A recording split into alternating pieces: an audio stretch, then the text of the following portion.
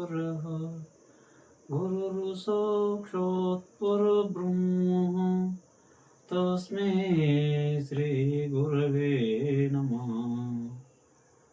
ఓం తత్సత్. తండ్రి ఆత్మ పరమాత్మను జ్ఞాపకం చేసుకుంటూ ప్రారంభిస్తున్నాము. హనుమానులో ఉండి ఆడిస్తూ పాడిస్తూ నడిపించే శక్తి ఆత్మ పరమాత్మనే కాబట్టి ఇప్పుడు ఆత్మ పరమాత్మను జ్ఞాపకం చేసుకుంటూ ప్రారంభిస్తున్నాం.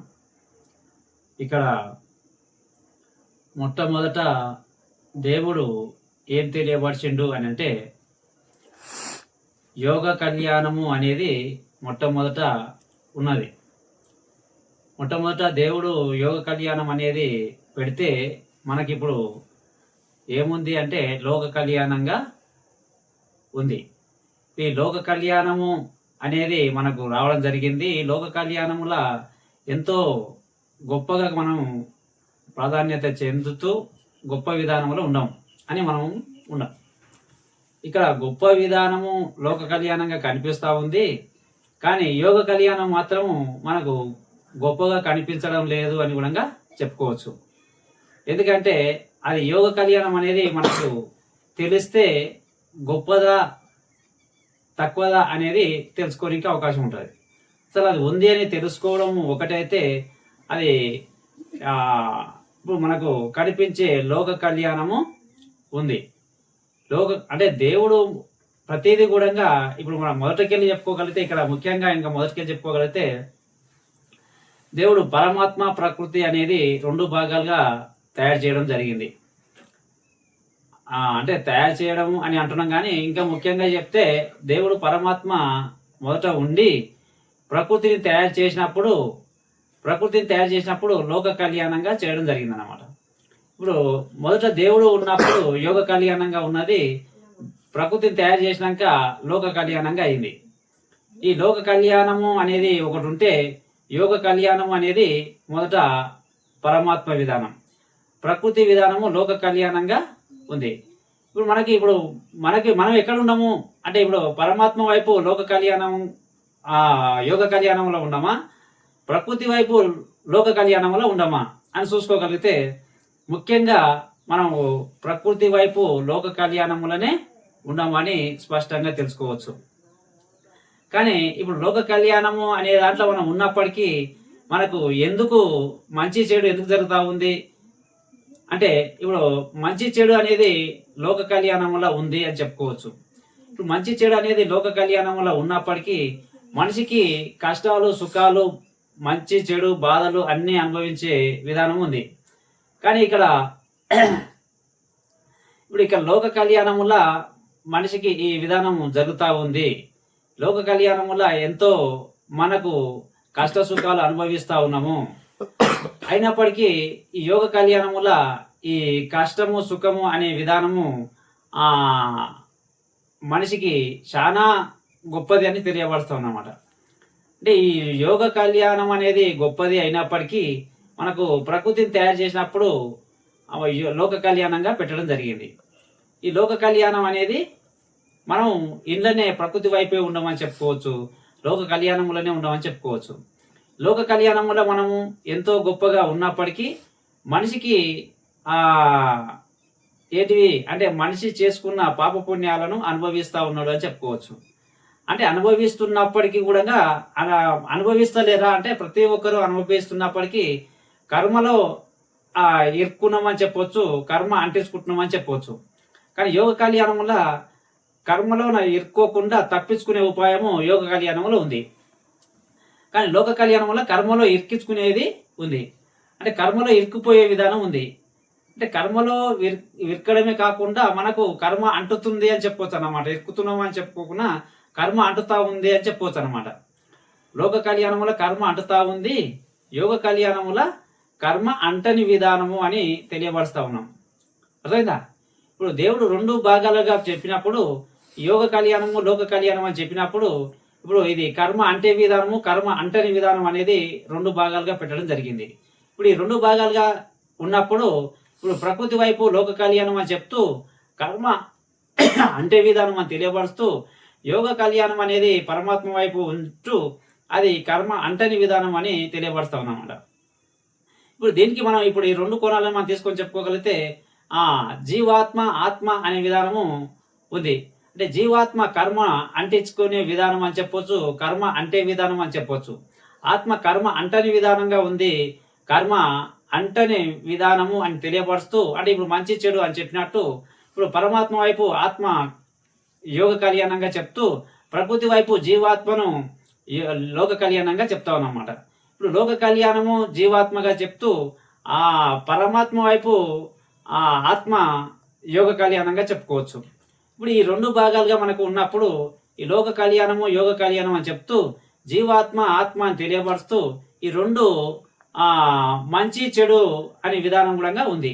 అంటే ఈ రెండు విధాలుగా ఉన్న ఇప్పుడు ఈ రెండింటికి అతీతంగా దేవుడు పరమాత్మ ఉంటాడనమాట. అంటే ఇటు యోగము లోక కళ్యాణము యోగ కళ్యాణము ఈ రెండు మనకు ప్రపంచ విధానము పరమాత్మ విధానము ఈ రెండు ఉన్నప్పటికీ కూడా పరమాత్మ అనేది ఇంకా వేరుగా ఉంది అని తెలుసుకోవచ్చు. అంటే ఇప్పుడు జీవాత్మకు ఆత్మకు అతీతంగా ఉంది పరమాత్మ అని తెలియపరుస్తా ఉన్నాం. అంటే ఇప్పుడు జీవాత్మ కర్మను అంటించుకునే విధానము, ఆత్మ కర్మను అంటించుకునే విధానము. జీవాత్మ కర్మను అంటించుకుంటూ లోక కళ్యాణము కార్యం నడుస్తూ ఉంది. ఆత్మ యోగ కళ్యాణము శరీరం లోపల అంతర్గతంగా యోగ కళ్యాణం జరుగుతూ ఆ యోగ కళ్యాణం వల్ల కర్మ అంటని విధానంగా ఆత్మ ఉంది అని తెలియబడుతుంది అనమాట. అందుకని దేవుడు తామరాకు మీద నీరంటనట్టు నేను కార్యములు చేస్తున్నప్పటికీ కర్మ అంటని విధానం ఏదైతే ఉందో అది ఆచరిస్తూ ఆ కార్యము నడిపిస్తూ ఉన్నాడని మనకు కృష్ణుడు ఎంతో గొప్పగా తెలియజెప్పడం జరిగింది. కాబట్టి ఇప్పుడు ఈ కోణంగా తీసుకొని చెప్పుకోగలిగితే కర్మ అంటని విధానాన్ని యోగ కళ్యాణంగా చెప్తూ, కర్మ అంటే విధానము లోక కళ్యాణంగా చెప్తూ, కర్మ అంటే విధానము జీవాత్మగా చెప్తూ, కర్మ అంటని విధానము ఆత్మగా తెలియపరుస్తా ఉన్నాం. కాబట్టి ఇప్పుడు ఎంతో గొప్ప రహస్యమే ఇది. అంటే ఇప్పుడు లోక కళ్యాణము యోగ కళ్యాణము అని తెలియబడినప్పటికీ ఇది ఎంతో గొప్ప రహస్యంగా మనకు ఉన్నప్పటికీ మనకు ఎక్కడ ఉన్నాము అని చూసుకోగలిగితే మనిషి పూర్తిగా లోక కళ్యాణములనే మునుగుతూ లోక కళ్యాణములే కార్యం నడిపిస్తూ ఆ లోక కళ్యాణములనే మనము అన్ని విధాలుగా కర్మను అంటించుకుంటూ మనకు ఆ కర్మలో ఇరుక్కొని మనకు ప్రతిదీ మంచి చెడు జరుగుతూ ఉంది అని తెలుసుకోవచ్చు అన్నమాట. అర్థమైందా? ఇప్పుడు ఈ విధంగా మనం తీసుకొని చెప్పుకోగలిగితే మనకు కర్మలో ఉండమని చెప్పొచ్చు, ఆ కర్మ అంటించుకుంటామని చెప్పొచ్చు, మనకు పాప పుణ్యాలు కర్మ వస్తూ ఉంది అని తెలుసుకోవచ్చు అనమాట. అంటే ఇది మనిషిగా మనకు ప్రతిదీ అనుభవిస్తూ ఉన్నాము పాప పుణ్యాలు అని అంటే జీవాత్మగా ఉండి కర్మలు అంటించుకుంటా ఉన్నామని స్పష్టంగా తెలుసుకోవచ్చు. యోగ కళ్యాణముల ఇప్పుడు కర్మను అంటని విధానంగా ఉంది కాబట్టి అప్పుడు మనకు దేవుడు భగవంతునిగా వచ్చినప్పుడు కూడా కర్మ అంటని విధానం ఒకటి ఉంది. ఆ విధానమే ఆత్మను తెలుసుకోవడము అని చెప్పడం జరిగింది. అదే పరమాత్మను తెలుసుకోవడం అని చెప్పడం జరిగింది. ఆ యోగ కార్యాలయంలో నడిస్తే మనిషికి కర్మ అంటని విధానం ఉంటుంది, కర్మను నుంచి తప్పించుకునే విధానం ఉంటుంది అన్నమాట. అర్థమైందా? కాబట్టి ఇది ఎంతో గొప్ప రహస్యంగా తెలియపరుస్తూ ఇది మనకు ఆత్మనే తెలియపరచడం జరిగింది. కాబట్టి ఇది అందించిన ఆత్మ పరమాత్మకు ఎంతో కృతజ్ఞత తెలియజేస్తూ ఇంతటితోటి ముగిస్తా ఉన్నాము. ఎందుకంటే ఇది గొప్ప రహస్యమే కాబట్టి ఇప్పుడు ముఖ్యంగా లోక కళ్యాణము యోగ కళ్యాణము అని తెలియపరుస్తా ఉన్నాం. ఇప్పుడు లోక కళ్యాణము అనేది మనిషి జీవితం అంటా ఉన్నాము, యోగ కళ్యాణం అనేది ఆత్మను తెలుసుకునే విధానం అంటా ఉన్నాం. అర్థమవుతుందా? లోక కళ్యాణం అంటే మనకు చేసుకునే కనిపించే పెళ్లి అంటున్నాం. అర్థమైందా?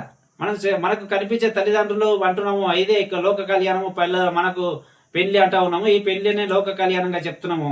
ఇది ఏమవుతుంది? ఒక పిల్లగాడు కలిస్తే దాన్ని కళ్యాణంగా అంటూ ఉన్నాం. కాబట్టి అర్థమైందా?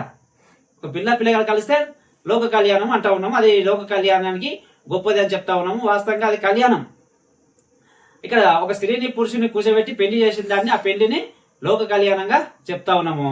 అదే లోపల అంతర్ప్రయాణం చేస్తే జీవాత్మ ఆత్మను తెలుసుకోవడమే యోగ కళ్యాణం అని తెలియపరుస్తా ఉన్నాం. ఈ లోక కళ్యాణము ఆ యోగ కళ్యాణము ఇది ఆ పరమాత్మ తెలియపరిచిన విధానము ఇది మొదట ఉన్నది. యోగ కళ్యాణం అనేది దేవుడు మొదట ఉన్నది అని చెప్తున్నాము. ఇది సృష్టి ఆదిలా ఉన్నది అని చెప్తా ఉన్నాం. సృష్టి ఆది నుంచి దేవుడు మొదట యోగ కళ్యాణంగా ఉన్నదాన్ని మనకు తర్వాత మనం ఏది జగతి స్టార్ట్ అయినప్పటి నుంచి దాన్ని లోక కళ్యాణంగా చెప్పడం జరిగింది. అర్థమైందా? అంటే ఇంకొక ప్రశ్న వస్తూ ఉంది. అంటే జగతి అనేది వచ్చినప్పటి నుంచి లోక కళ్యాణం అని చెప్తా ఉన్నాము, సృష్టి మొదట ఉన్నప్పటి నుంచి యోగ కళ్యాణం అని చెప్తా ఉన్నాము. సృష్టి ఆదిలా యోగ కళ్యాణంగా చెప్తూ జగతి అనేది వచ్చినప్పటి నుంచి జగతి స్టార్ట్ అయినప్పటి నుంచి జగతి సృష్టించినప్పటి నుంచి అప్పటి నుంచి చిన్న ప్రకృతి, ఇప్పుడు ఈ ప్రకృతులు అనేది రెండు ఉన్నప్పటికీ ఇప్పుడు మొదట ఉన్న ప్రకృతి ఉన్నప్పుడు యోగ కళ్యాణంగా చెప్తూ ఈ మన జీవరాశుల మన శరీరం ధరించి ఉన్నప్పుడు శరీరాలని మనకు తెలియపరుస్తూ జగతి అంటున్నాం అనమాట. అర్థమైందా? ఈ జగతికి లోక కళ్యాణం అని తెలియపరుస్తా ఉన్నాం. ఇప్పుడు ఈ రెండు యోగాలని ఇప్పుడు పిల్లగాడు కలిస్తే ఈ యోగ కళ్యాణంగా లోక కళ్యాణంగా చెప్పినట్టు ఇప్పుడు ఆ జీవాత్మ ఆత్మ కలిస్తే యోగ కళ్యాణం అని తెలియపరుస్తా ఉన్నాం. ఇది మొదటిది అని తెలియపరుస్తూ ఇది ఇంత గొప్ప రహస్యాన్ని అందించిన ఆత్మ పరమాత్మకు ఎంతో తెలియజేస్తూ ఇద్దరితోటి ముగిస్తా ఉన్నాము. ఇది లోక కళ్యాణము, యోగ కళ్యాణము. అంటే మనకు మనిషికి ఏది ముఖ్యము అంటే మనిషికి తెలుసుకోవాల్సింది లోక కళ్యాణంలో మనం పుట్టి ఉన్నప్పటికీ జగతిలో పుడుతూ సస్తూ ఉన్నప్పటికీ యోగ కళ్యాణాన్ని అనుసరించాలనే దానికోసమే దేవుడు మొదట ఉన్న యోగ కళ్యాణాన్ని తెలియపరిచి చెప్తా ఉంటాడు. ఆ యోగ కళ్యాణం కోసమే మనం పాకులాడితే మనకు లోక కళ్యాణం కొద్ది యోగ కళ్యాణం గొప్పది అని తెలుస్తుంది. ఇప్పుడు మన జీవాత్మగా కార్యములు ఉన్నది కాకుండా మనకు ఆత్మ తెలుసుకోవడమే గొప్పది అని తెలుస్తలేదా? ఆత్మ తెలుసుకోవడమే గొప్పది మనిషికి అని చెప్తున్నాం కదా.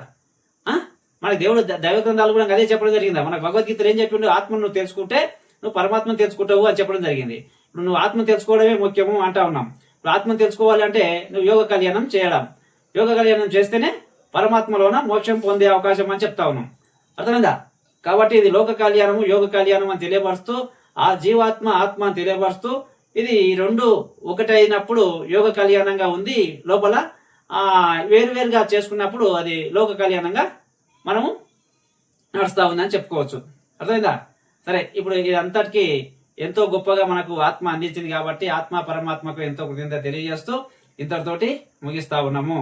ఓం తండ్రి ఆత్మ పరమాత్మ కృష్ణ కృష్ణ కృష్ణ యేసు అల్లా గురు ఆత్మ గురు అంతా నీవే తండ్రి.